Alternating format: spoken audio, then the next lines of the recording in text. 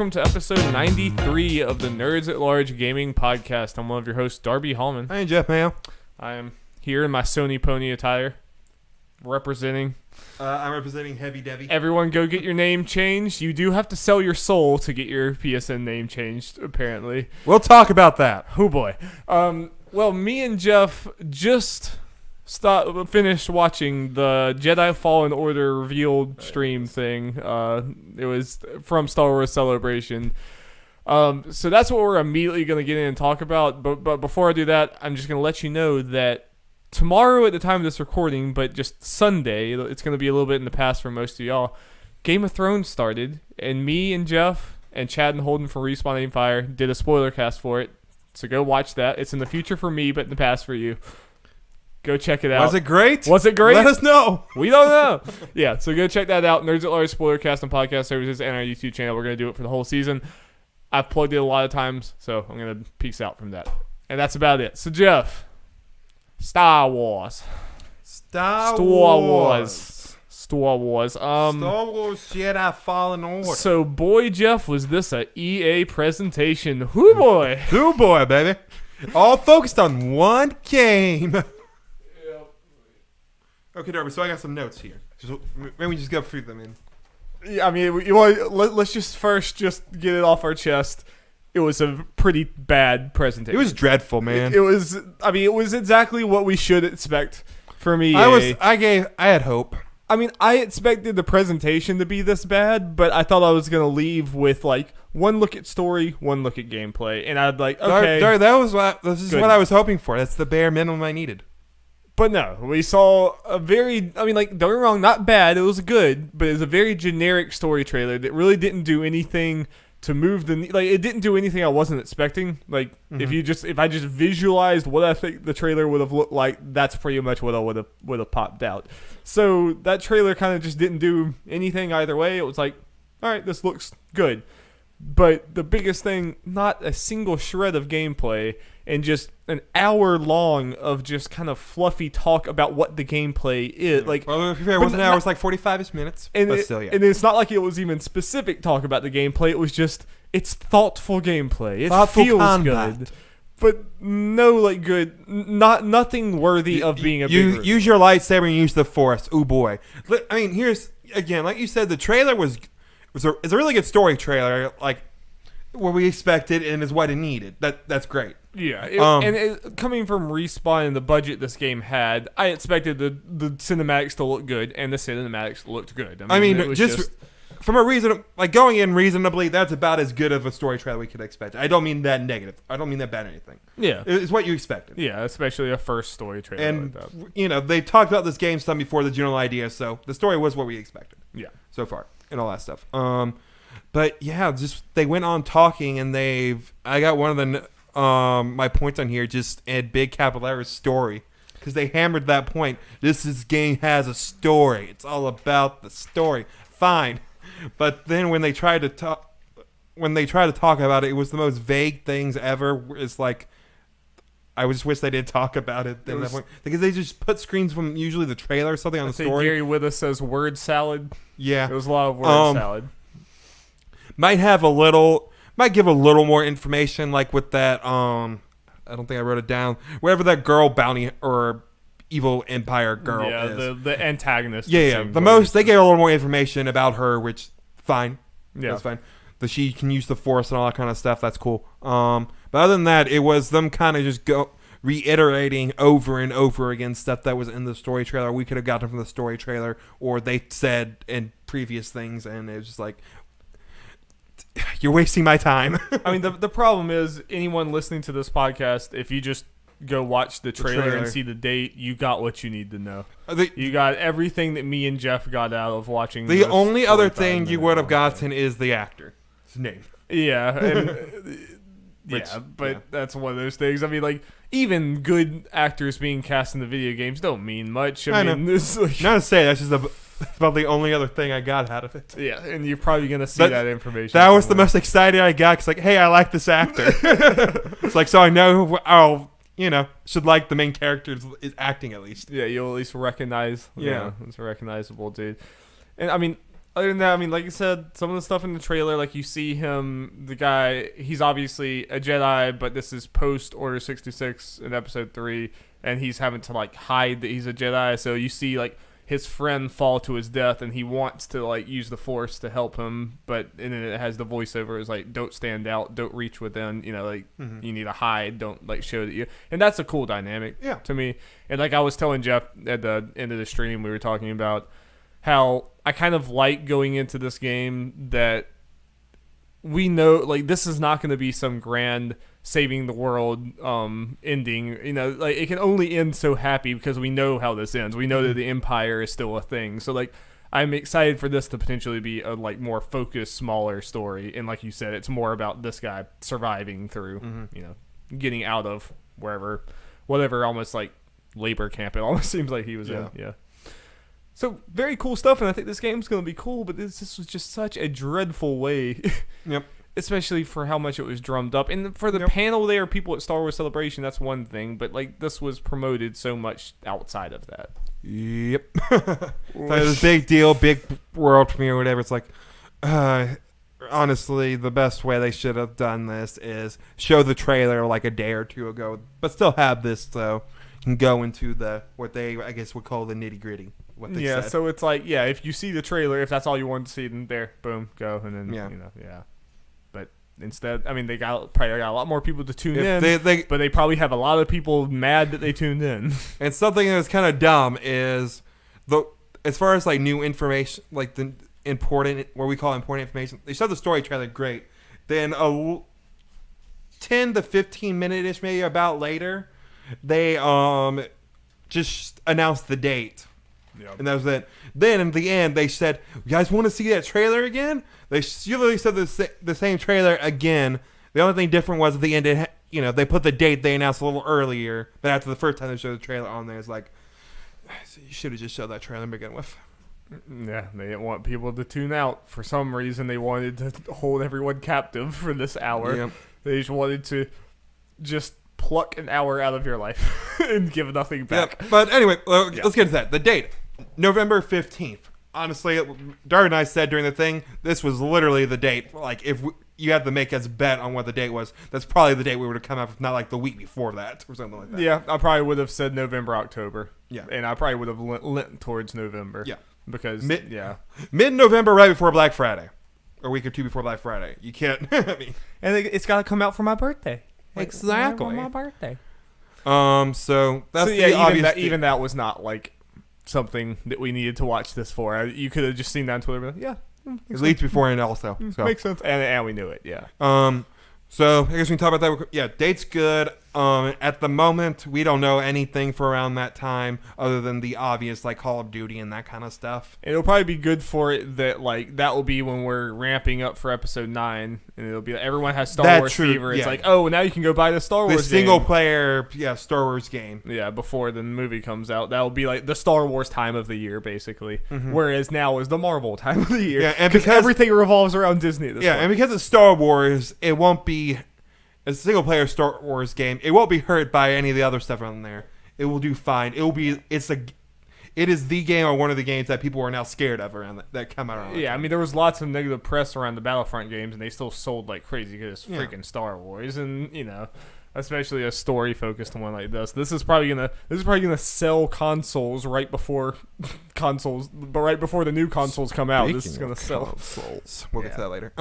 So yeah, you want to do that segue, don't you, Jeff? So other little things. It's coming out on Xbox, PC. Didn't exactly say where on PC, but you imagine on EA's thing on Origins. Yeah. And PS4. That's the least surprising thing out of this announcements. The new character is called Cal Kestis. And he's being played by Cameron Monaghan. I think that's how you pronounce his name. How is Cal Kestis spelled? Did you see a spelling? I saw... When I went to get his name, I saw in the article. I have to say, Star Wars names always sound really cool, like immediately. That one doesn't sound as cool to me. I don't know. Something about Cal Kestis. I wrote it originally as Cal with a K. Cal Kestis. Is that his first name? It's like Cal, yeah. It's Cal with a C. That's less cool. That is less cool. Well, Ed Boon does not approve. Ed Boon does not approve. So yeah, I like the actor. He plays the Joker or the Joker equivalents and all that stuff in Gotham, which is cool. Let's see. He has a little robot friend named, I think it was Beatty. Yeah. It's cool. Yep. It was they talked about how you need levity in this serious story, so that's what the robot does. It's like, yep, it's Star Wars. There's a little adorable robot that also provides levity. I guess it's not always adorable. In Rogue One, like I said, K282 or whatever was like a sarcastic asshole, and he was great. So nice. Yeah. I guess the only other thing that kind of stood out for us, me feel like taking notes for, was there's Xbox marketing. They had the promotion and stuff for the giveaways, and it was Xbox. So that means Xbox looks like to have the main marketing for this game, which means we will probably, since EA's not doing a press conference, we should probably be seeing at least something from this game at the Xbox conference. Yeah, that's why I would expect that too. Yeah, we probably could predict that anyway, but this kind of more confirmed. I guess maybe EA is still doing like live streams and stuff, so they could. They're still gonna have something there. But they still have like Anthem trailers when they had their conference. That is true. So that's true. And Battlefield, Battlefield and all that stuff. So and that's not the most surprising because I feel like nowadays it's. Correct me if I'm wrong, but it feels like nowadays it's way more common for a big AAA third-party IP to have marketing rights to Microsoft than it is Sony at this point. I feel like usually if one of them is has some marketing foot forward, Microsoft's the one that seems to have paid the money. Because at this time, PlayStation needs that kind of push as much as that's probably money that they don't need to spend or they don't at least don't feel like they need to spend. So it's interesting, but it's not the most surprising. So thing. don't expect at our Benny thing. Will Fallen Order be at Microsoft's conference? 'Cause I'm going to just assume it is. Well, it's not going to be at Sony's. Nope. So do you got anything more to say for this game, Darby? God, I was kind of hoping this would have gone longer. Yeah, I was hoping to, but again, like I said, I'm gonna be super negative in this. But it's almost purely because of the presentation. I just really wish that EA would have learned at this point. Like, it seems like even when EA has cool things that everyone wants to see, and so far it doesn't really have. I don't think anyone has a problem with the game so far in concept or just who's making it or anything like that. Even when they have something that people really want, I don't know, their presentations are just so lacking.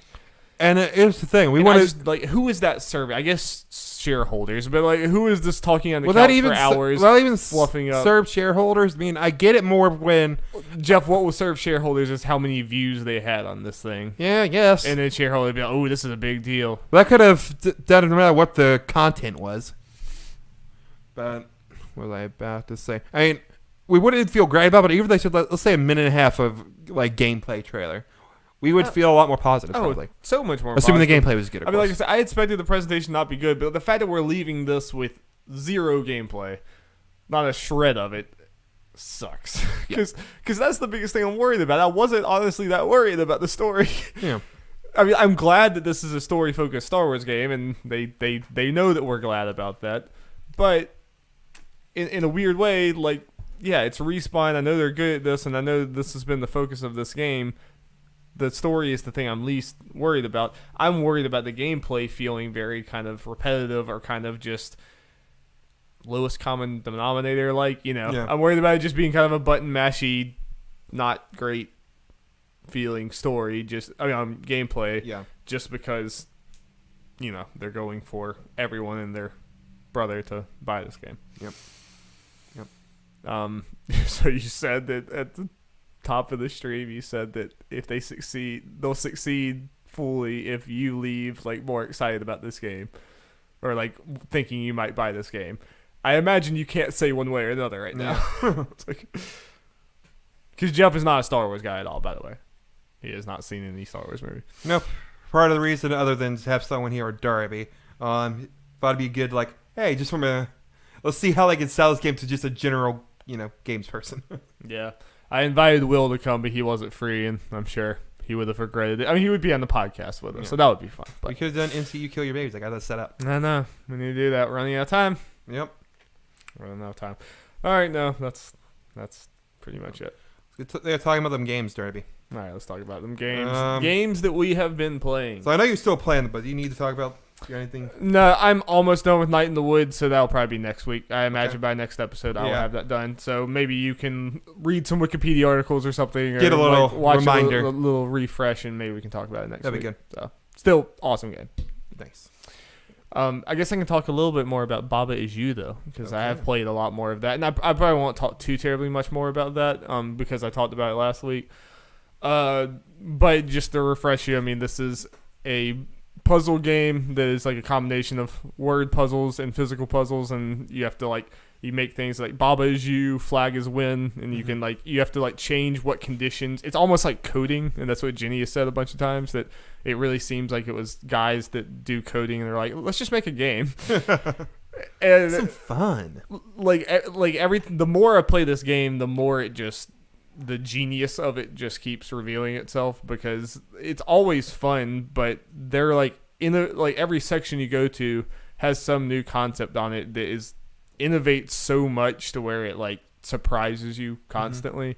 And every puzzle is kind of simple, and you can beat your head against the wall over and over and over again, but once you get it, it's weird. It's not it's complex, but every puzzle is usually it's limited to one screen. So it's there's a complex idea, but it's just that one complex idea, and then you move on to something else. It's not something that I'm spending hours and hours on one thing. You can move it at a pretty nice pace until you get to one that just completely stumps you. But the satisfaction of figuring that out is so good.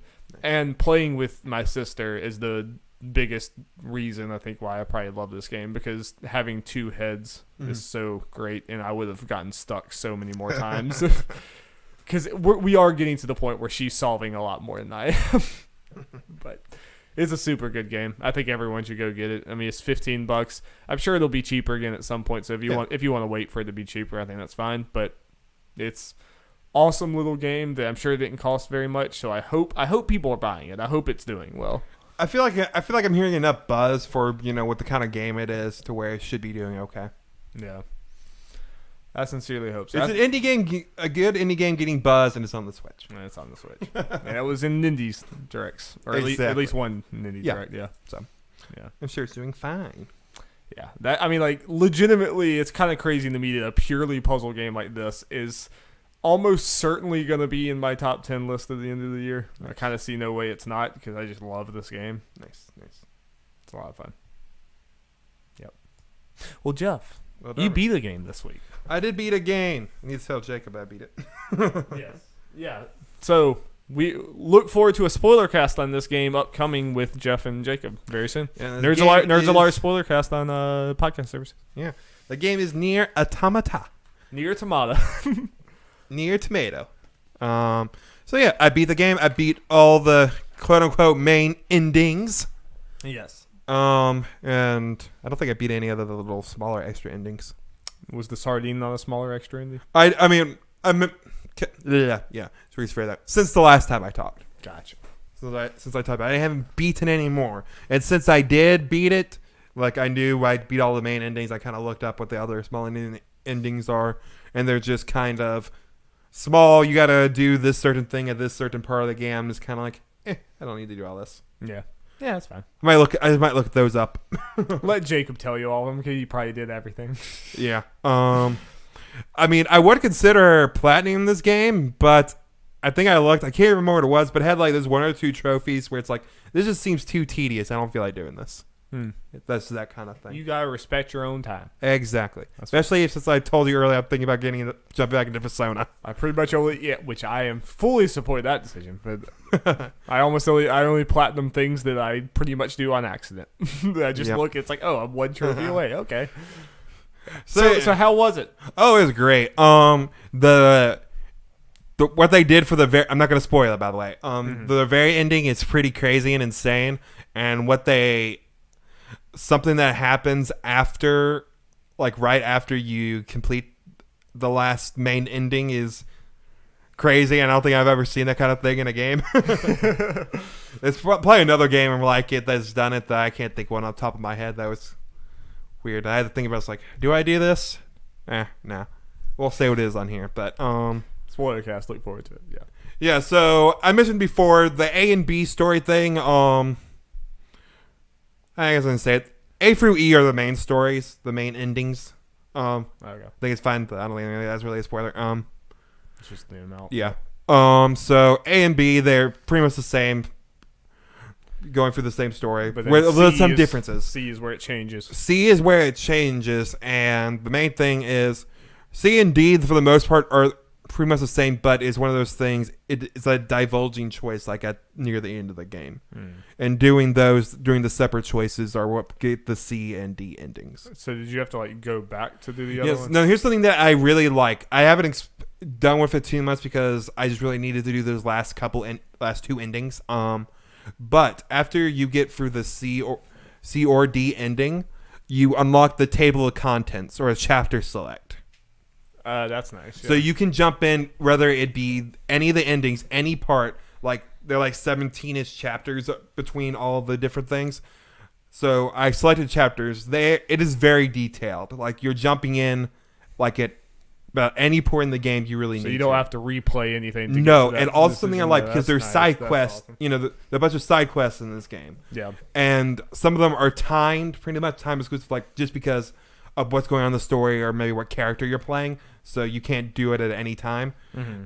When you're selecting the chapter, they actually tell you how many side quests are available at this time, how many you've done of them, and which characters you have to do them with or who you can do them with. So it's very detailed and very user friendly as far as like what this is doing. That's awesome. I feel like older games that did this would have just been like, you gotta play it again. Oh yeah. I was kind of worried about that. It's like, how far back do I gotta go to do all this? Get the other ones. Like, I don't know. I just gotta select where. It was as simple as that. That's awesome. So that made me happy. And no, that's just really good. And I'm sure if that was a pain in the butt, a lot more people would have brought that up. Probably, yeah. And that's like almost everyone I know who played Nier Automata like loved it because of those later endings. Like everyone did all this stuff. Yeah. What was your play time? A little over 30 hours. Okay. Farther than that. Yeah, then it was after beating the main endings and completing right over 80% of the side quest. Okay. I might go back and see what side quest can do. I don't think I ended up running into all of them, maybe. But there are a couple of them that are kind of the tedious, mainly fetch questy side quests that I don't know if they're really worth doing. Right. But I'll see. Oh wait, I think I remember there's one thing. I can't remember exactly what he said. I think it kind of, once I finished all the endings and mentioned something, like you can go do now. Like it just unlocked after that, so I'm going to see what that's about, I guess. Okay. So cool. It might be like a little side quest line or something. So just to let viewers know, we are thinking about doing like revised, potentially like all the way back to 2016 top 10 lists of ours. Just I'm going to be honest, I don't even know if I could do a top 10 2016. I can't remember what I played. Or at least just top games. So we can do top whatever of whatever. But but just on top of your head, just gut feeling, do you think Nier Automata would be good enough to be like in the list of 2017? Like, would it be up there near the top of that? Oh yeah, it'd be up. I mean, yeah, that and Danganronpa are confirmed top 10. Mm-hmm. Yeah, I would want to, if you're okay with it, especially since it seems you're definitely getting some 2017 games in there. Maybe me try to go back to Persona. 2 this year already. Yeah, do Persona, so maybe get that. I can revise whatever that. Though I don't imagine it will go up really any at all. Because Persona was number 3 for me, even then. Went up for me. I mean, not many spots, but crucial spots probably. I mean, I haven't thought about it, but I think it was somewhere, and it was already in my top 10. But I have to imagine. Yeah. I don't know, but 2017 was a hell of a year, though. Yeah. So it was great. The gameplay was a lot of fun. I think once it wasn't the most it didn't get like that much harder to where it's like really difficult, like I was dying all the time or anything. I really didn't die that much, but once I got to the start of the C story or whatever and that stuff, the difficulty I definitely think ranked up and a lot more stuff going on. Yeah, they did some really cool stuff for gameplay, which was a lot of fun. I'm not going to be talking about too much because it's kind of spoilery and kind of just a bunch of cool stuff. Yeah. You can hear me talk about it on the Spoilercast with Jacob. Yeah, it seems like Nier's like spontaneity is not just in the story. Even for the little bit I played, it's like suddenly it's a top-down shooter now. And and there are a bunch of stuff like that even in the gameplay, so it's not really much more I can discuss that I haven't already without kind of spoiling cool things. Yeah. Yeah, I mean, again, that Spoilercast is happening now. It's official. Yep. Jacob's interested. Jacob's probably already like putting together. Like for me, he had like a whole document of stuff we were going to talk about. Yeah, So I'm I'll sure he's already message. doing that. I'll try to message him after this to let him know. Hey, done. We can do it whenever. Yeah. Maybe we can try to do it next week or something. I guess I can just like chill somewhere. Yeah, that's good. Yeah. I can just go get food or something. I don't know. Yeah. Yeah. Alrighty. Well, actually, Darby, I did put it on here because I started playing it after I got done with the dog, but I started another game. What's that? And that game is Ace Attorney Phoenix Wright. Oh, let's go. Let's go. I bought the trilogy. First League Games has been re-released or whatever's a bundle on Switch, and I think other stuff too. But don't remember exactly the time. Probably seems like the tame detective game after Danganronpa. So yeah, definitely tame. It's rated T for teen though. They say damn people die. Jeff, I know. we can't talk about it in this podcast.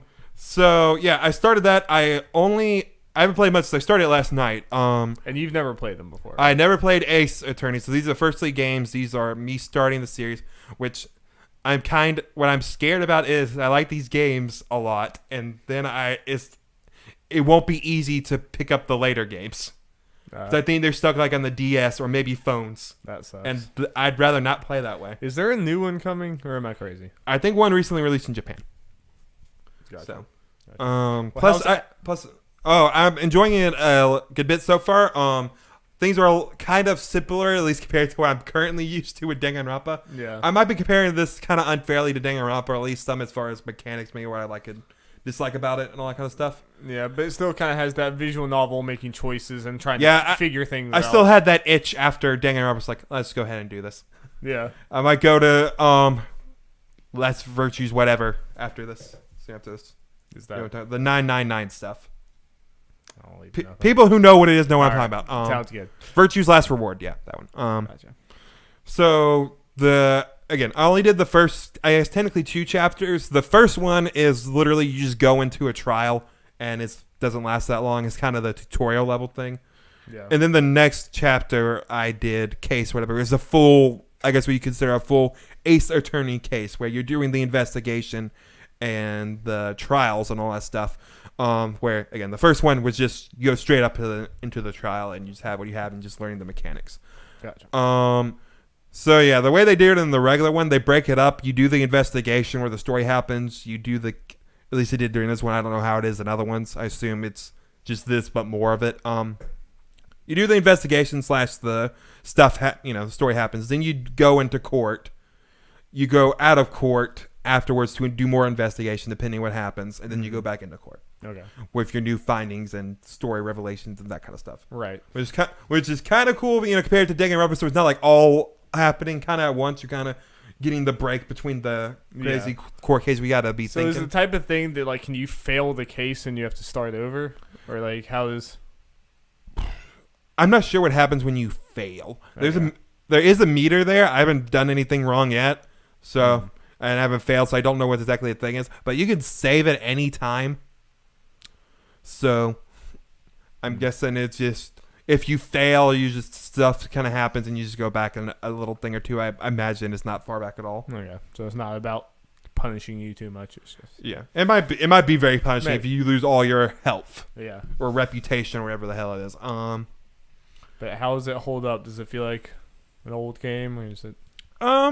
I want to say something. It's a visual. They updated the graphics some because they were pixely in the original. Because there's the original game. I didn't realize / remember until I opened it up. It's like 2002, so old. They updated to be more drawing like, which some characters look better in it than others. I imagine a lot of people prefer the pixely look. That that was the first one. Yeah. Let me think. So, again, I only did the first 2 cases. They're a little more simple right now. I imagine it'll ramp up and get crazier and more difficult as it go on. Danganronpa is obviously like this as well. The first main case was definitely a lot more simple and straightforward. One thing I don't really like so far, and again, I'm comparing this to Danganronpa, and once I play more, or it might be different depending on the case, and I might like it more as things go on and see how they do it. When you start the chapter, the first thing you see is the actual murder that happens. So you see who does it before the chapter, when the chapter starts. Huh. So you as the player knows who the main culprit is. Phoenix doesn't. That's weird. So you're just finding clues and you knowing who it is. Yeah, that seems like it should be part of the it should be a reveal to you, and you should be like trying to figure out who did it. But I mean, to be fair, based on these cases, they work. That works better the way these cases went. And I might be a little more spoiler with this than I will be for. It's more like you're just trying to make the case against them. Yeah, pretty much, and. Yeah, I'll say this much as far as that I will be less spoilery as we go on, but this is the first. Yeah, these are the first like couple hours of a 15, 16-year-old game. I think you're fine. Yeah. So yeah, I was more fine with it. The first one was definitely okay because it's a tutorial level. You did no investigating. You just went straight into the trial after you saw the cutscene. Okay. So the way it happened was your friend was being framed for it. Or whatever by the actual killer, and the killer was the only witness to it. Yakuza. Yeah. He's Phoenix's best friend, so he's just doing it as a favor or whatever. And Phoenix is a rookie attorney. So yeah, you're just doing that. You just try to get the guy caught lying, all that kind of stuff. And the next chapter, you know who's killing, blah blah blah. The guy who the culprit is, you don't see him until after you go to trial for the first time, but then after you go, court is adjourned and you do more investigating, you get led to him, and it turns out this is a very powerful man who blackmails the judge, the police, so he pretty much runs everything, so he can kind of do whatever he wants type thing. Okay. So he's like, I don't need to go, I'm not going to get caught or whatever, even if you do it or whatever. It was that kind of thing. So you know it's him pretty early on. Yeah. But you just gotta make a solid enough case, even though you have the other attorney making up evidence and stuff to nail him down. Right. And you end up doing it, obviously. Yeah. Okay. I'm enjoying it so far. I expect by the end of I get done with this trilogy, I'll be loving it. Yeah. I mean, I guess on the surface that seemed like a lame thing, but it might if it's more of making like the legal case for this instead of figuring out who it is. And there are some things like.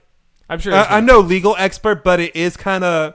This is set in America, so I definitely do have the mindset of, or at least they say is say it's kind of set in America, because but so I'm looking at the way of innocent to proving guilty. A lot of the times, it's feeling like so far the person who you do it is guilty, like they're assumed guilty until proven innocent, because you're the defense attorney. In all the cases so far. Okay. So right away, and every single time your client, and spoilers again, it ends up at the end you're defending yourself because the guy again has all money pockets. Like, hey, I'm just gonna frame you. What are you gonna do about it? Kind of thing. It was the defense lawyer the whole time. Wasn't it? Yeah. So you're kind of proving the other person did it. So. But if you don't prove it's them, then it's automatically the person you're defending because of reasons. That's the way it kind of goes off so far. Okay.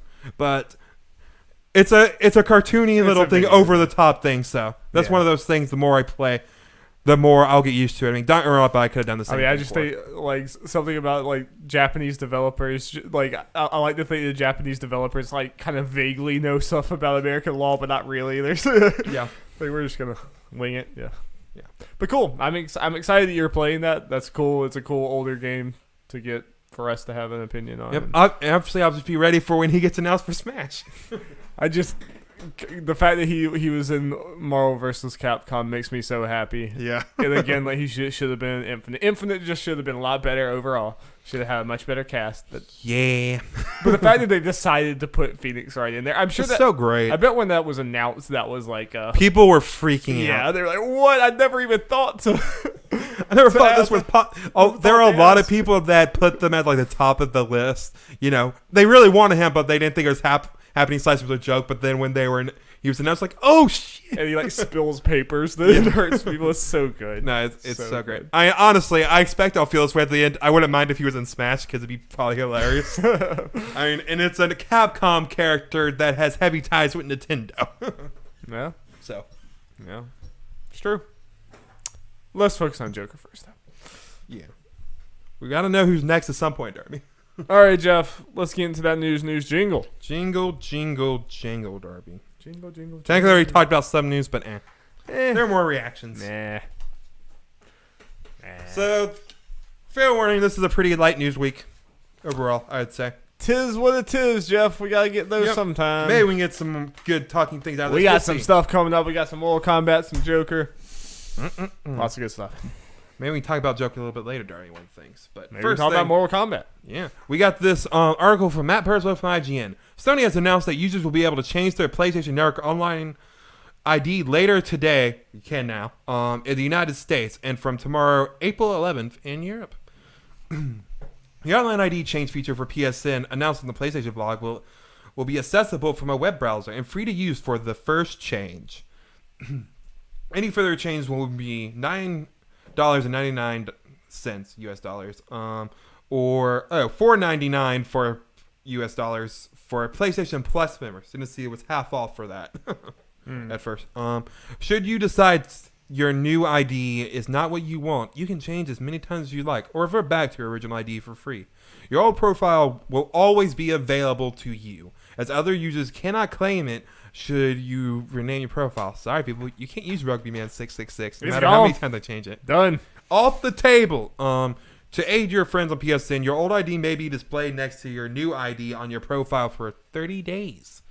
It's worth noting that there is a caveat involved in the name change process. While the large majority of most actively played PS4 games support the feature, games published before April 1st, 2018 may not be compatible with new online IDs. Playing these games may mean you still have to use your old username, and there's a chance that you could lose access to DLC. And it gets worse. Sony's put together a list of tested games that are sorted into those with no issues, those with some issues, and those with critical issues. Those in the latter, most serious camp include popular games like Bloodborne, Dark Souls 2 and 3, Grand Theft Auto 5, and Warframe. There's no individual information regarding these titles, but worth noting if you play these frequently that problems may arise. Yeah, and you go look at some of these. Like the list is obviously big for the middle ones, the like some issues and no issues. But there are some like big name games. I mean, even that right there, like with serious issues. Freaking Grand Theft Auto 5. GTA 5. That's crazy. Especially if DLC and that stuff is owned. So honestly, I'm of the mindset, unless you just really, really, really need to change the name, or you only play the most recent games only, maybe wait. Like, unless your name is like Hitler was right 79, then maybe 69, Darby. 69. Yeah, sorry, 69 420. So correct of me. Unless that's your name, something like that, I don't think it's worth it. And I guess if you just have zero interest in playing old games, and by old I mean last year, just. Like, unless you have I like how arbitrary that kind of date is. Yeah. What if it was March 31st, huh? So this is one of those things that it's clear just the way that PlayStation built their system, this is just an insanely hard thing to do. I mean, they've been like vaguely talking about it for years, and they've straight up said like, yeah, this is like the kitchen is on fire back here. We don't know how to do this. Greg Miller talked about it some, and he's definitely not the first one to come with this. He just heard from other people the reason this is a thing for PlayStation and not like Xbox is Xbox. You have your screen name, but your actual ID is a chain of numbers like behind the mask of your ID. Right. Name. Your so name, that's your the name is thing. just the display thing, basically. Yeah. But for PlayStation ID, that chain of numbers that's on Xbox is your actual name. Right. So it's a lot harder to change that, as you can tell. And there's like issues of people losing stuff they bought, losing just their save file, losing like I think it was in Little Big Planet, like user generated content. It's likely deleted. I think Little Big Planet, they were definitely one that was I remember Greg naming. Yeah. And the fact that they're rolling this out anyway just shows me they are getting asked this enough to where they feel like it's worth doing. I mean, it's kind of crazy to me because this is that customer service is gonna get lots of like annoyed calls, and I'm not, and like they have so many disclaimers about this, and apparently before you go to do this, you have to like accept 5 different times being like, hey, things might go wrong. Are you sure you want to do this? Are you really sure you want to do this? Hey, your PlayStation might explode, but are you sure you really want to do this? But there's going to be people who skip through that and still get mad. And this is wild and crazy. Yeah. And like, it sucks that we're here. It sucks that just a dumb decision was made a long time ago for PlayStation, and now this is kind of really, really difficult to do. But at the same time, this is the reality we live in, and the fact I'm just surprised that they're willing to even do this. Yeah. The fact that it will come with this many problems, I'm surprised that they're willing to put up with that headache instead of just saying you can't change it. Sorry. Yeah. Hey, Darby, you want to hear a funny Easy Ally story you might have heard of? But if you have, stop me. Sure. There's an Easy Allies bet that Ben and Kyle made a while ago. Okay. About you remember at PSX in 2017 when Greg asked Sean Lane about it, is I hope you don't have to ask me about it this time next year. Mm-hmm. Kyle and Ben made a little bet of will they have to ask that question, this time next year? Then they didn't have PSX. Yeah. So so Ben said they will not because insinuating name change will be there. Kyle said and the terms were loser can pick, or if Ben won, he can change Kyle's PSN name for a year.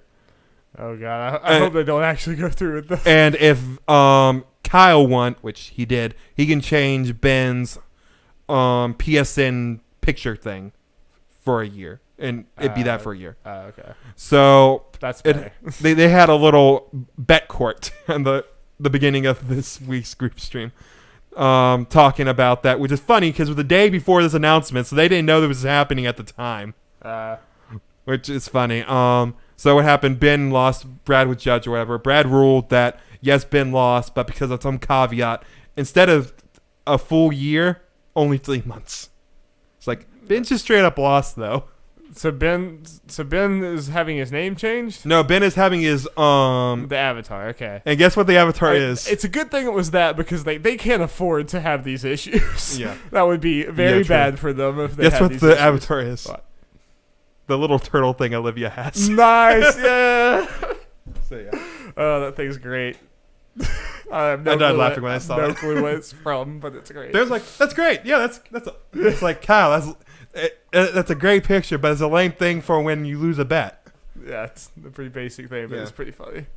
It's pretty funny. Okay. I was just thinking if they had to change their name, it's like that would be terrible if they They- lost. I all this could have stuff, seen them if all these changes come out, kind of changing. like, that stuff. yeah, maybe not. Yeah. Maybe not. Yeah, changing with the terms. Okay. So, I mean, I think we're safe to say, my name's dumb. I'm Hungry Penguin misspelled, but it's not worth that. No. Not worth losing all this and having to deal with that. So, that ain't happening. No. It's wild. Want to hear something else that's wild, Darby? Yes, I do, Jeff. Let's got some Saruman from Gamatsu. Octopath Traveler is coming to PC via Steam on June 7th. But, Jeff, it was a Switch exclusive. I know, right? Not anymore, Darby. Whoa. Publisher Square Enix announced in a now-deleted blog post, so they leaked it themselves. The RPG first launched for Switch worldwide in July 2018. A smartphone prequel called Octopath Traveler Champions of the Continent is currently in development. Oh, that's it. Yeah, the rest of the thing was the blog post, which pretty much said what the game was. That should be it. Yeah. So that's surprising. That is very surprising. I feel like more and more recently, third-party console exclusives are becoming more and more rare, at least permanently. Like, a lot of them will come out timed exclusives. Might still be console exclusive, but not yeah, exclusive. Like, this is the only thing it's on. Right. Which, yeah. That's happening a lot more often. At least they're, like, playing with PC. Yeah, it makes sense. Which, I mean, it's a great thing. If Square can do this, they do. Because Octopath is one that will sell a lot, and I saw some people pointing out a mod that will immediately be made, which would make the experience better. People not in your party get experience. Oh my god! I would probably beat this damn game. People mention Holy right away shit. that'd probably be a mod. I'm like, oh god, that'll just make it better. Oh, PC definitive version. I mean, that would just instantly, like, the game would not suffer at all. Like, No, it just makes the experience better for people. I honestly, God, I probably would have beat that game if I had that option. If I could just turn that on. Yeah, wow. I didn't even think about that. That's a very big deal. But it does kind of suck that with these exclusives, and honestly, it's never going to change, but it kind of sucks that you just have to gamble. Like, you don't know what game's going to end up coming to another platform in a year and what other platform that's going to be. So, you wait, and it might never happen. Persona. Or you buy early, and it might happen later, and then you're like, oh, damn, I didn't get on my preferred platform. I mean, it's not going to change because, like, a developer's not going to release their game and say, wait, but it's coming out in a year on this other platform, because then people will be like, okay, I'll buy it in a year. And the developer doesn't want that. They're like, no, we want you to buy it now. So. Yeah, the thing about Octopath Traveler, I mean, I guess they never really said so, but the way they made it sound is like maybe Nintendo was a little more involved than these normal. Which would also be cool. Yeah, so I would love it if Nintendo put some of their own games on PC. Oh, that's never going to happen. It's never going to happen, but it would be cool. Because then the Nintendo sales would drop. It would, but it would be cool. It would be cool. That's not going to happen. But it would be cool. But no, that's going to help Octopath sell more. There are people that will double dip. There are people that probably I could see have already bought Octopath Traveler, but the grinding was tedious. But with what's going to be a mod, the first thing that's done will be like, okay, I will buy this and actually finish it now. Yeah, for everything I said, I put 55 hours in. There's no reason for you. Yeah. I mean, if I had not bought the game yet, I would buy it on Steam. Yeah, 100% because that's a very big mod. I mean that would take away a big criticism for most people. That's my central criticism of this game. I don't imagine how much it'll cut down your playtime. It's significantly, which is, I mean, it's padded right now. Yeah. It's not like a high playtime for a good reason. And honestly, that would turn that's really the only criticism I have of Octopath Traveler that like is impactful enough for me to like where I've stopped playing the game. Mm-hmm. Like I have other little criticisms, but like if you just put that on my Switch right now, it'd be like, oh yeah, they all level up together. I would probably start playing it again tonight. That should be a patch or something. They should put that in. I really hope in their next game they do a better job with that. They just do that. Yeah. Or at the very least, I mean, I get it from a point of, yes, it kind of makes sense since the rest of the people are hanging out on the end, but from a user-friendly standpoint, it's just pointless grinding. Or at least if you're going to do it this way, have a Switch. Or have, I mean, if you have to do it this way and you do not want all the parties getting experience together, then build the game more around that. Yeah. Because like the level, like the cap between like one person's level 3 and then their level 4 just gets insane. You know, it's like, I don't know. And you have one guy that's stuck in your party who gets leveled up some. Well, and like, yeah, now I'm at the point where it's like I have 4 people that are really high leveled and then 4 people that are in various levels of low level. And it's like I could grind with them forever and then finally go do their chapter, or I could just try to put this shitty person into this party of good people and just hope that the good people are enough to carry them through, which is what I end up doing because I don't want to grind for 10 hours. Yeah. And then the answer to that is I stop playing the game. Mm-hmm. Yeah. Sucks. Okay, moving on. Okay, this comes from Brandon Tyrell from IGN. Inside Xbox, Microsoft Monthly Xbox Live Stream Showcase returns next week for a look at what the gaming giant has planned for E3 2019, Darby. Whoop, whoop. Finally going to know. Additionally, Gears 5 developer the Coalition Studio head Rod Ferguson will be on hand with some details that could be concerning Gears 5 or Gears Tactics, but that could be related to Gears Pro Circuit. The 1-hour episode will stream live on Tuesday, April 16th at 2 p.m. Pacific, with new details on the Sea of Thieves anniversary, which is turning Rare's pirate adventure into 2 very different experiences. We'll also get new looks at Warhammer Chaos Bane and Raids 2, the latter of which will be IGN will be highlighting on IGN first. In addition to the above, we'll get new info on FanFest, Microsoft Xbox Centric Fan Event. Xbox Game Pass news will likely include today's news on the next wave of Xbox Game Pass games, which, ooh boy, there's Game Pass games that are added. And some backwards compatibility announcements. And this is a note I added. I have more details about this that kind of leaked while we were watching the Star Wars thing. Jeff note, Tom Warren from Eurogamer said on Twitter that the diskless Xbox One X and Game Pass Ultimate are expected to be announced here. And we got a little leak from, I believe, Europe. Thanks, Europe. Europe. Just the continent of Europe. Yep, I think it was. Can't remember which one. Nope, it was Okay, just I don't Europe. have it on here what store, but it was from some European thing. The Xbox One S all digital console was leaked. It is going to be €229.99, which odds are will be $250 US, 1 terabyte, and comes out on May 7th. It's not bad. People aren't happy with that price, Darby. Is that what is Xbox normal Xbox One's go for at this I point? think it's like 300 or something, or maybe, or I'd seen it some for 250. People were hoping / expecting for 200. 200. I feel like that should be the price. That would be the yeah. I feel like that'd be the sweet spot where it's like That is, yeah. that's so, low enough to make it Yeah. You know, Benji Sales said it good. Benji Sales on Twitter said it good. It's like, this probably will not move the needle like we were originally thinking if it's 250, not 200. Yeah. Because $50 is a good bit. 200 is good. Okay, let me just get it and get all the digital stuff. Maybe by holiday it'll be 200, Maybe. or at least for Black Friday. Yeah. But it would have been better if it was like for Black Friday it's 150. What? So yeah, inside Xbox is no like crazy thing.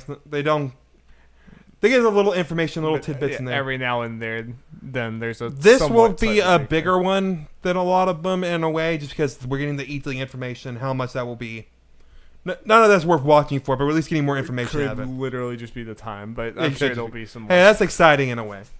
It's not worth watching it. Oh no, I'm not saying that.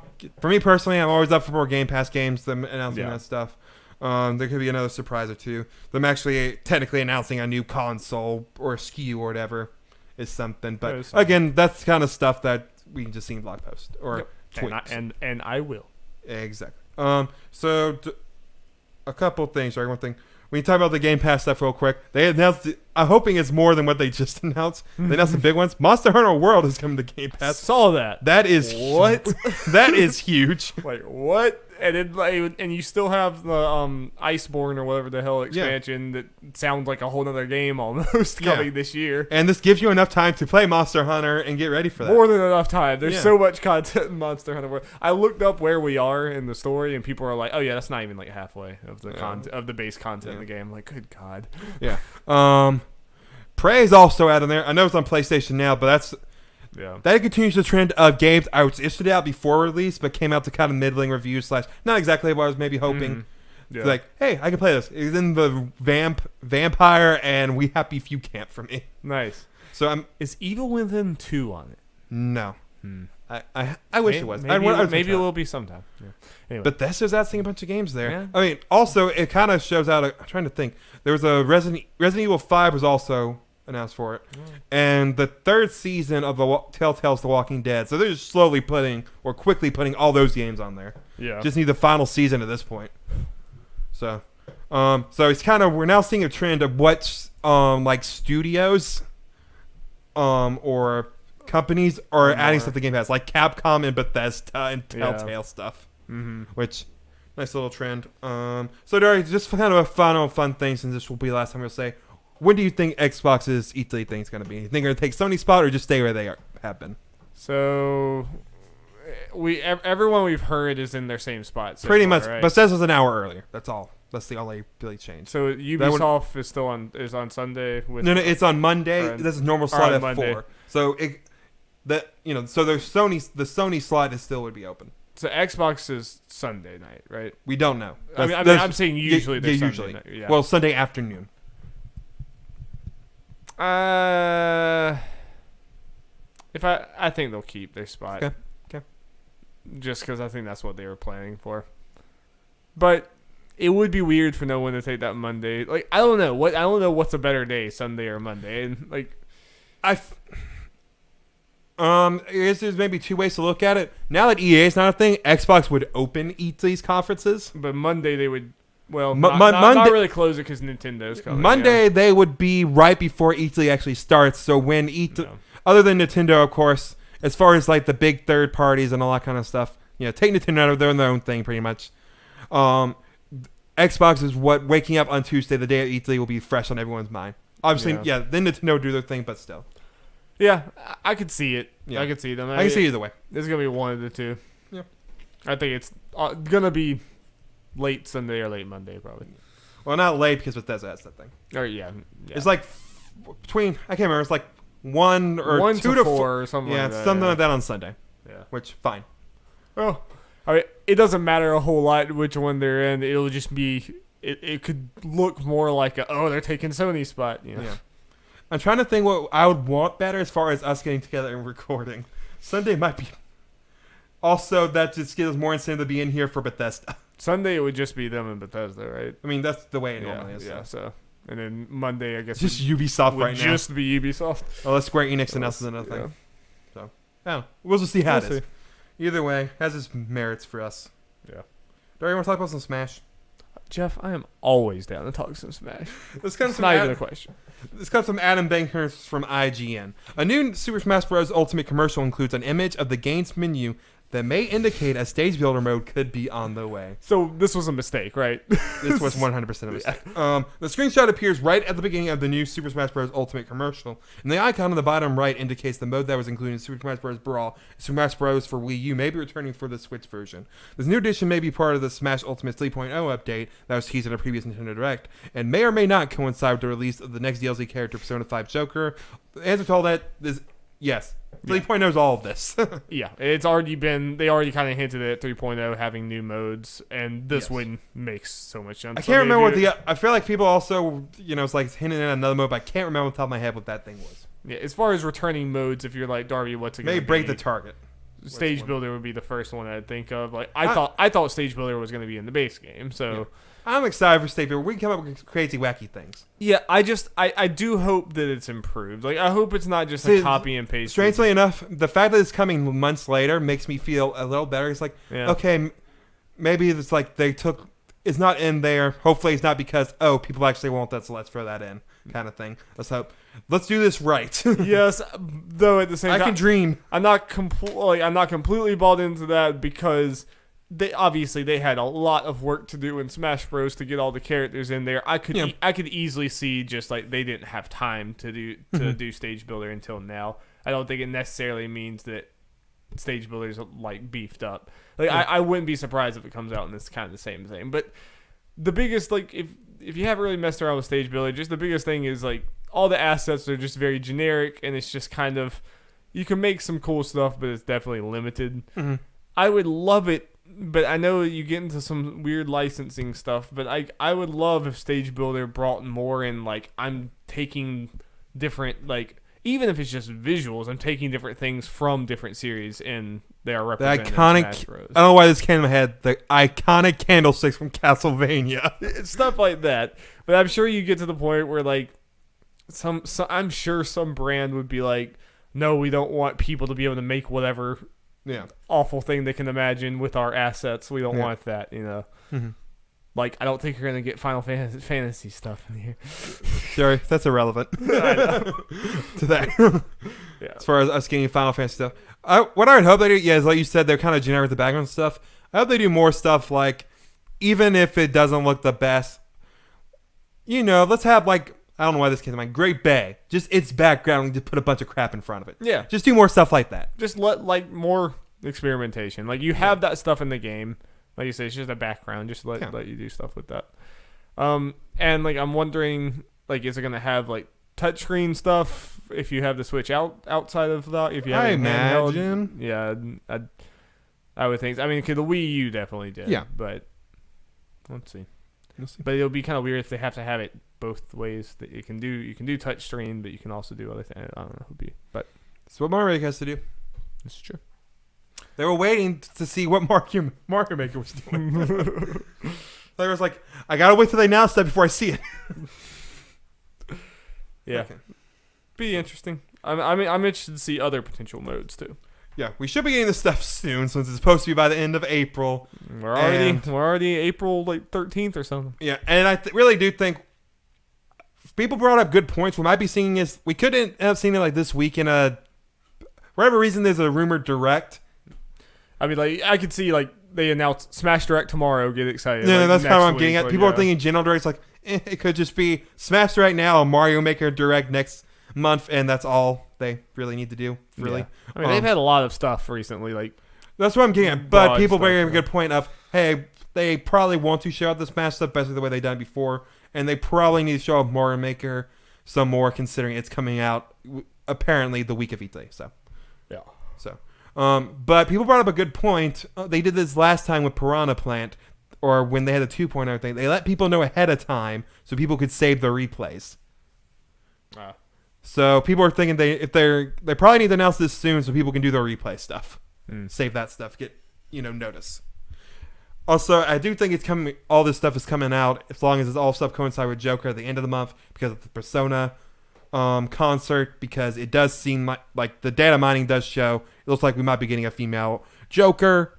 So Atlas is going to want to reveal that first before Smash does. Yeah, I don't think it's a coincidence that Joker is coming out this month and there's all these Persona announcements this month. Yeah. That's not a coincidence. I think those are going to be.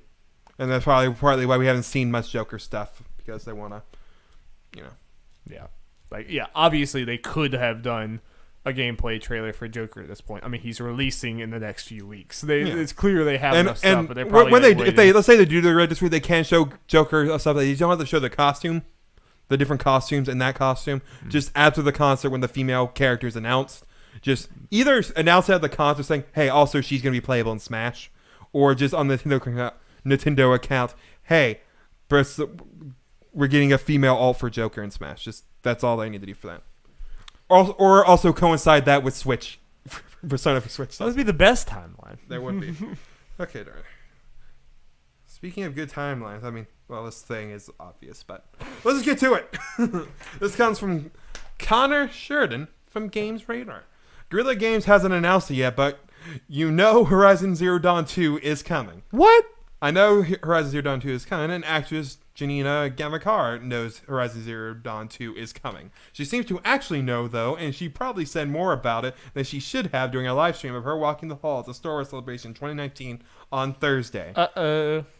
Gamakara voices Tatai in Horizon Zero Dawn's Frozen Wilds DLC. Not a huge role, but big enough, and left open-ended enough that it wouldn't be surprising for her to reappear in a sequel. When talking to a fan who came to Celebration and cosplay as Gamakara's character from Star Wars Battlefront 2, the conversation drifted to Horizon Heroes On, and it's because via Reddit.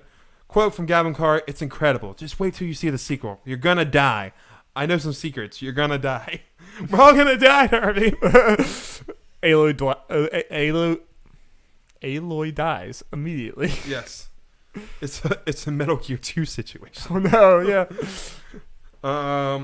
So this isn't very surprising, but wasn't there also news this week or hiring stuff or something about? I guess we can talk about. Yeah, do we just assume it's Horizon and it's not something else? Or wasn't there some reason to believe it was Guerrilla something thing. else? I don't know. I think it was a multiplayer thing. Yeah, I thought there was some reason to believe that it might not be Horizon, but I think because it was a multiplayer thing. I don't know. There was some interesting thing about Sucker Punch hiding for Ghost of Tsushima, which has us worried. Yeah, which has people worried that it's further away than we would hope. Yeah. How about this about Horizon? This isn't surprising that there's a second one. I guess the main thing is telling us, hey, they're working on it now, and they're enough way to actually apparently show something. Yeah.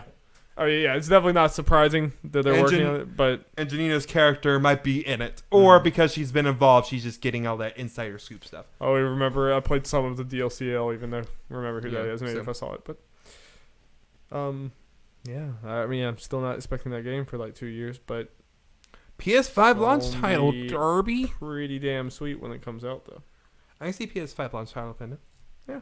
If it comes out late next year, that's a 3.5 year turnaround, but kind of going off at least kind of the assets of. Yeah, and they should have the foundation. Less that they have to. Yeah. They have their engine, they have their assets. Yep. They got that snow physics. I mean, Darby, just imagine they do come out with PS5 announced. Hey, Horizon Zero Dawn 2 is a launch title.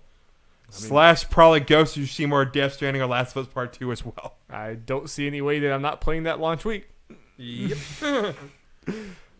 Yeah. So. Horizon's good. And Horizon's one of those that I think the sequel is going to... Horizon and Spider-Man are both the two that I'm like, I think the sequel are going to outshine the original. Not that the originals are bad, but the originals are very good. But, We'll see God of War also does that. I hope. But that has a little bit higher of a... ceiling to try to get over. Yep. Okay, so moving on to the next thing. This is just a nice, or just a little thing. We didn't have much news. Matt Purslow from IGN.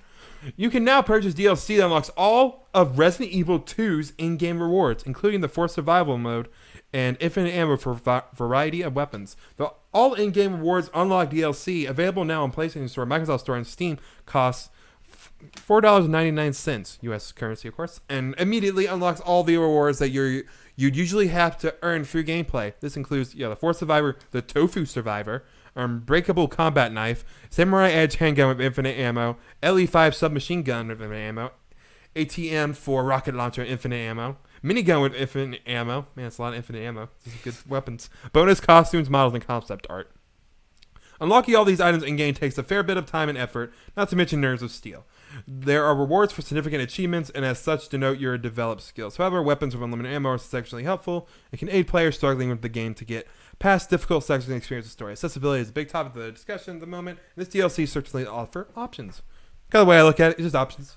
People want to do that. Yeah, I've never personally understood paying money to unlock just things. Yeah, some people did part, and it's like, hey, we're paying money to do what we just did with a code like 20 years ago. Yeah, exactly. I mean, yeah, it being charging for it is weird to me, and just like I could never imagine myself being like, I'm gonna pay and get all this stuff unlocked, because then it's like, all right, cool, yeah, I have it unlocked.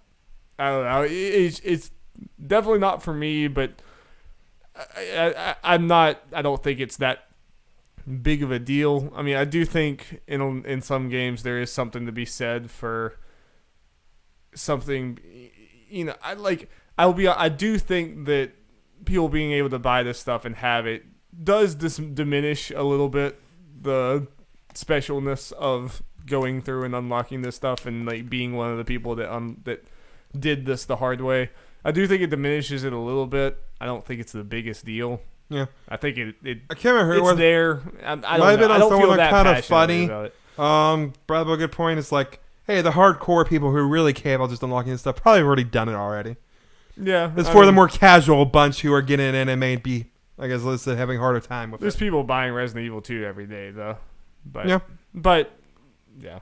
But they're not the hardcore, for the most part, that into unlocking every little thing. This is true. I guess I have mixed feelings, because I just also don't want this to be reinforced so much to where this... Because I do think this can get to a slippery slope where, like, oh, we notice people pay money to unlock this stuff all the time. Well, let's put more stuff behind some.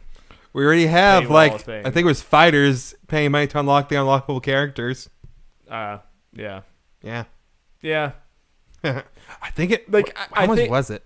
I think it's like, it's okay in the moment or whatever, but I do think that if this stacks on top of each other enough, you can get to a point where it becomes annoying. But as long as there's a way for me to unlock it in game that's not just obviously padded to try to make me want to go buy it, which definitely is a thing in some games. Yep. As long as it's not that way, I'm not necessarily against it.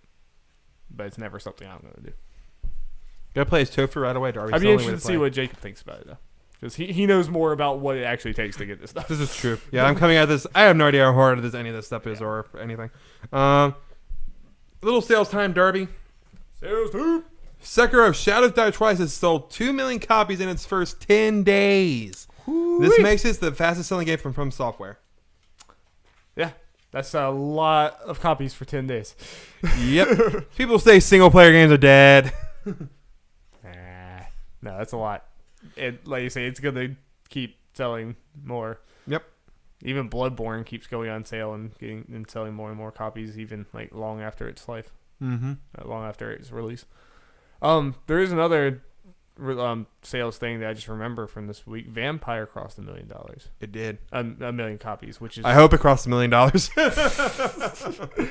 Which, I mean, I didn't expect that. Did you? Yeah, that's... I didn't really think that... I didn't hear enough about it to think that it would cross $1 million. Yeah. I feel like it's one of those games that don't want to sell really quick, and people heard it. I mean, it looks, it looks solid enough, and people heard enough, decent things about it. None of the reception that I saw was bad. It was just like... I want to give it a try. And sevens, Dari, screw it. Let's stream it. Yeah. Why not? Why not? So, Dari, we can decide if we literally want to kill everyone or keep everyone alive. We're streaming. Kill everyone. Yeah. Kill everyone. Make the whole city just a dump. But at least we'll be strong. But just thinking about Vampire makes me think more about that Vampire the Masquerade, which looks really cool. Indeed. It's cool. Let's just be vampires, Jeff. Just be vampires. Forgot about the time for that. Oh well. Wait, what? Forgot about the time for the sales. Jeff, how dare you? I'm sorry. How I'm dare you. sorry, From Software. I'm I sorry, have to do Miyazaki. Well, Jeff, we can kind of just meander, but we can do that main topic that we talked about. Screw it, let's do it. Screw it, let's do it. Well, first off, I want to say there's katana gameplay, and it looks pretty great from Mortal Kombat. Yeah. The excitement for MK11 is going through the roofs She'll- for me. Yeah, she has some Melina stuff in there, a lot more daggers and time moves and stuff. Yeah, so she basically has a Melina variation, so it's looking like probably no Melina, but whatever. It's like, I mean, at least we get some moves, and Katana's moves look awesome. I'm not just saying that because you use her and you're good with her and it is annoying or anything, but part of me's happy about they didn't say Melina for a DLC character because that's just one of those characters that screams, "Oh, you saved her just for the DLC" or kind of thing. Yeah, The more I don't know, feels a little more scummy even. I don't know, but because I'll- she's one that's always in there. At least Shang Tsung Yeah. is kind of like he's I mean- not nearly as common as Melina. You know? yeah, I mean he wasn't in 10 at least, Yeah, so and I don't think he was in. I think he's missed a lot of them, but yeah. Also, and yeah, that just means better chance for maybe more quote unquote interesting. yeah, new characters maybe. Yeah, exactly, or Yeah. guest characters. Yeah. or something. Yeah, I mean they freaking had Xenomorph and stuff. Oh, but Edwin said no Neo from the Matrix. What's the point of this game? I want Keanu Reeves. Like not any of his characters, just Keanu Reeves. Yeah, I don't know. Just John Wick. heck yeah, John Wick. Let's go. I know that that movie's brutal, but I wonder if they would actually let him be decapitated. John Wick might be the level like where it's not so popular that it's popular enough to where it'd be cool to have him in there, but not so popular that they're really careful about the brand. Yeah. They might be like if 007, they're probably like, no, we're not gonna let you. We're not gonna let you do that. But John Wick, they might be like, Well, and Let's go. even then, even if you're not a fan of John Wick, it's like you get to play as freaking Keanu Reeves in Mortal Kombat. Like, Keanu Reeves, you just play as every character he's ever played. He has a different No, it's variation. really just Keanu Reeves and variations of different stuff in the Oh movie. my god, that'd be so good. Ed Boon, do it. I would be down for it. That they did like 80s and 70s like horror movies basically before. I'd be down for it. It's just a bunch of action stars. So you have Ethan Hunt in there. I wonder what James Bond. I do wonder what like horror stuff if they're still gonna go on that track. What they do next because they don't. Pennywise. Yeah, It would be I cool. think, Pennywise no, would be I think cool. that's the obvious one at this point. Yeah, they said they don't repeat DLC characters, so that's not the plan. Which I appreciate. Yeah. Not making so. Oh, you're having to pay for this character multiple times. Yeah. Did you have the Ultimate Edition of with getting all the DLC for Injustice 2? I did. We still never played Turtles. I know. Yeah. We need. I mean, I messed around with them some, but yeah. But I haven't played them. And we need to do that. Maybe we can swing back by your house and grab that. I'd like to play that. I need to. Yeah. We can download it while we play Smash. Yeah. At least I think I played it with some. I don't know. I have to Yeah. see about that. That can warm me up for Mortal Kombat. Yeah, we should do Okay. that. We should absolutely do that. Okay, well, anyway, let's briefly talk, Jeff. Me and you talked a bunch of shit about this Star Wars Jedi Fallen Order thing. So, if you were Mr. Brand Manager over at EA, like deciding how you do this stuff, how would you release the game? How would you market and first show off a game like Jedi Fallen Order, like a big AAA game? What do you think is the ideal way of showing these? I things think off? the general idea of premiering the game at the Star Wars Experience or whatever the hell it's called is good. That's a great idea. You know, you got all those rabid Star Wars fans there actually at the show. If you were to do like a live thing, so that part of it was fine. Maybe have it a little shorter. Yeah. A little shorter panel, regardless of the content. I think a lot of times this stuff, like the trailer is first revealed for those people. It's like the hardcore Star Wars fans get to see it first, but it's not live streamed, and that trailer just goes up later for everyone else. And I think that's a fine way of doing this because you get the people like freaking out, and they get to feel like they saw something special that only they were getting to see at that moment, and that's great for them. And then you can do all the panel stuff, and like for the people there, I'm sure that's cool. You're just learning more about this project and everything. But for us tuning in, I don't think unless you have more. I mean, if you have more than just that one trailer and you have some gameplay stuff, I think it's okay to live stream something, again, like you said, Yeah. didn't need to be this long. But if all you have is a trailer in that scenario where it's like we need to show this game and all we have is this trailer, I say you show it to a room of people there, don't live stream it, and then just put that up on YouTube. And it's Star Wars. It's going to get a bunch of views, and it looks cool. Yeah. We would not be negative about this. If they just dropped that trailer... We're not negative about the game itself. Yeah. We're just negative how they presented it. If they just dropped that trailer, I would be like, okay, this was a cool first look at the game. Can't wait for gameplay. Yeah. But they hyped this up as the revealing and all that stuff, and like we're having an almost hour panel, blah, blah, blah, at the Star Wars experience, blah, blah, blah, blah, blah. And it's like, oh, well, we said it earlier, so we won't go on this too long, but yeah, you showed this a story trailer, kind of talked about repeating what we kind of saw in it for a while, and then showed the trailer again with the date at the end. Yeah, and it just sucks for this game that like the 2 times we've seen it, heard it, was just the awkward moment with Andrew talking to the guy at E3, and then now just kind of... See, the way this thing would have been completely different, and what we didn't hear what they were saying, or you might have heard a little bit, but we had the Easy Allies kind of up on the phone. We could tell they were bored. Yeah, they were the same way. I feel like the way this thing could, let's say even if it was the same length, the way this would have turned around probably for us and a lot of people, I can imagine we are far from the minority in our opinions. I haven't even really looked, and I can already tell you. Yeah. If they did that, they talk about the story stuff, then let's say at the 25 to 30ish minute mark out of the 45 minutes they did. Then they show a gameplay trailer. And then they use the rest of that time to talk about the mechanics and stuff shown in said gameplay trailer. That would have been fine. Yeah. I mean, even everything they were saying about the gameplay, yeah, you're right. If we had seen it and then they were talking about how like their philosophy for the gameplay, that would make sense. But it sucks to have an hour-long thing where people are mentioning gameplay a bunch of times, but you don't get to see what they're talking about. They didn't even mention it that much. They harped on the story, but even with the story, it was all stuff of, we're just talking about stuff you could have just told from the trailer easily and just kind of saying the same things over and over again. But the stuff you're really interested in from that, we're not going to say now. Right. In an hour-long thing. It's just, it's a bummer. I am a very big proponent of the show don't tell mentality, and that's why I get frustrated sometimes, like I've said before, on like indie presentations, when especially an indie developer, it's like, this is your one shot in front of me, and I'm seeing so many games in this presentation that you need to try your heart damnedest to stand out. And then they just show like a cinematic thing with no gameplay whatsoever. I'm like, what is the game? It's like, I'm not going to think about this game after this, and I'm sorry, but that's just how it goes, because we're being bombarded with way too many different Luckily, games. as far as the indies go, I feel like, especially in indie presentation, a lot more, game trailers are what you're wanting, which is nice. But some of them still don't, and it's just like, it sucks. And even in the biggest level with Star Wars, I still just think there's too much video game marketing. There's an overflowing. We don't have enough room for the amount of video game marketing that we just get flooded with constantly. Especially around E3, baby. Yeah.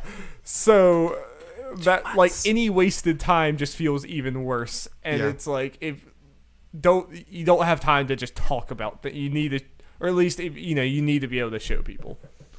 Unless you're Smash, then do whatever the hell you've been doing. Then I'll watch Sakurai talk for an hour and a half about menus.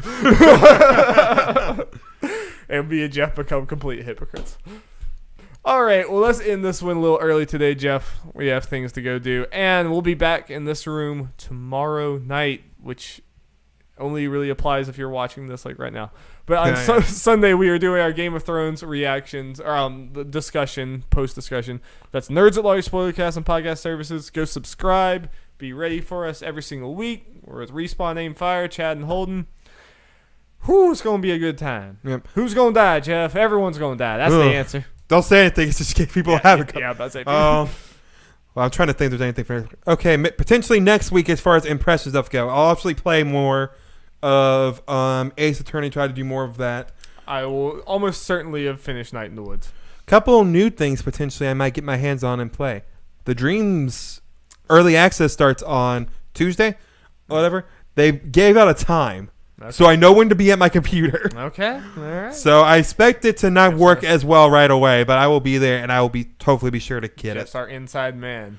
Yep. Also, Maybe we can stream some dreams. Stream some dreams. oh yeah, streams. Yeah, dreams be a good one to stream. We just need to make a stream list. I just had a thought since we're doing good on time. You mentioned this. Just you mentioned Injustice too.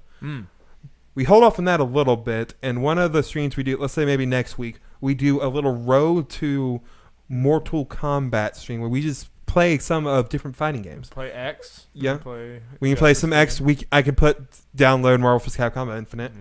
I already have 3 on there. Some Do that. fighters. Some fighters. Do some of that. Yeah. So do that, Darby. I do want to play more fighters too. So that's, works for me. Oh, but anyway, a game that's coming out on Tuesday, I believe, and has getting really good reviews is Ghost Giant for the PlayStation VR. Yeah. I think it's like I think I saw it was like $20 or something. Yeah. It's like a 4-hour game. It looks in cute. You little scared mouse friend or fox friend or whatever he is. Yep, reviews have been overwhelmingly positive. So, Nice. All right. Some cool VR stuff. Vigimo And Falcon Age games. is also getting good reviews. PSVR, let's go. I'm also going to get Cuphead whenever that is. I think that's 2 weeks from now, though. Thursday. Is this Thursday? Oh, never mind. There you go. Probably going to get that. As well as Katana Zero is coming out then. Same day. All right. Thank you guys so much. May the force be with you. May the dragons be in your soul. We were the dragons the whole time. The dragons were the friends you made along the way.